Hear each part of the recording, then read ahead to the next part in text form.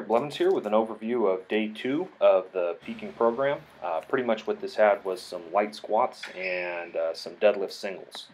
So pretty much the point of the squat singles, just help with some practice on singles.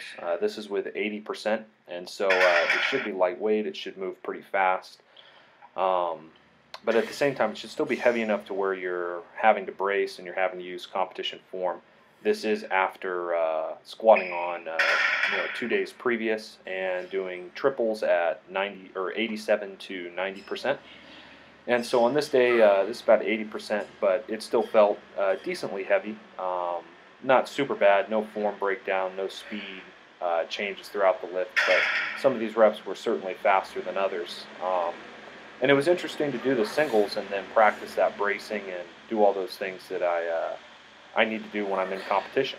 And so you see there, this last one I did a double only because I was running a little short on time, so I did the last 2 singles together and a double.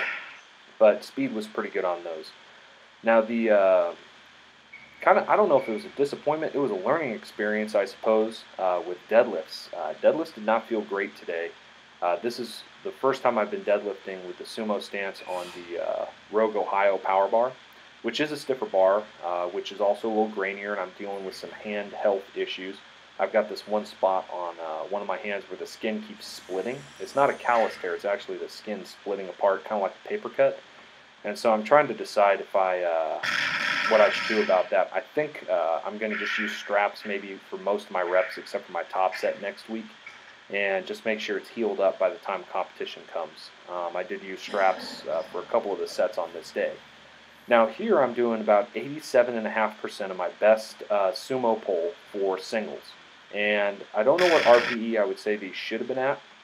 Maybe somewhere around, I think for doubles you should be able to double for RPE 10 about 95%, 96%. You should be able to triple, 90 to 92% at an RPE 10. So if these are singles at 87, this should have been RPE 8. I would say none of these were lower than 8.5 RPE, and some of them were up close to 9, which makes me wonder what I'm going to be able to deadlift come next week when I get to go up to a 9.5 RPE. I need to keep it less than a 10, and so I'm wondering what that's going to look like, and I'm thinking it's going to run more around the 675 to 685 range, where I would really have liked it to have been more around the 715 to 725 range. However, I'll just have to see what's there on that day. You'll see I felt like I was not retracting my shoulders all the way, so on this deadlift, I changed my setup a little bit and did a little bit actually what Chris Duffin does, where it's that hinging back and forth. Most of that was to get my upper back tight and pull my shoulders into position.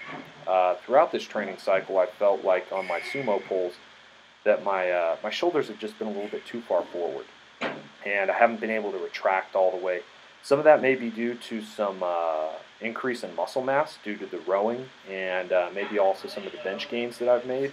I'm not sure. I also noticed that I had, when I was using straps, my hands further apart than I normally do when I'm pulling with the alternated grip. You saw that one was a very slow rep, partially due to the stiff bar, partially due to using straps, partially due to having a little bit wider grip. And so I think I brought my grip in just slightly from that first rep. With this new bar, because it's so grainy, I can't really slide my straps laterally on the bar. And so once I lock in kind of wherever I start, that's where the straps are going to stay, because the knurl is fairly aggressive on this bar. I wouldn't say it's a lot more aggressive than the Texas bar, but I think it's a little bit more aggressive. Definitely stiffer. I mean, you're seeing very little bar bend in those pulls.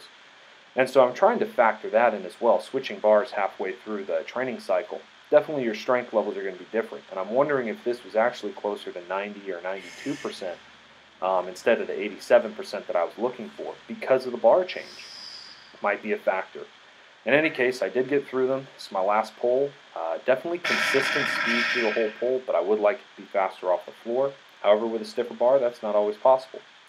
In any case, getting excited coming down to the end of this training block. Have one more week of peaking next week, and then it'll be a deload into the meet. So it's coming up pretty soon, and I'm getting excited for it. I'm going to see what I can do. I don't have any predictions or Any numbers, I have a few numbers I think that I would like to get close to, but really I'm just going to go and see what I can do that day. And I would like to have a better plan than that, but that's the only plan I can make. So we'll see how things go. I'm pretty excited, and I'm hoping for some big things, but time will tell. Hope wherever you're at, you're doing well. Blessings.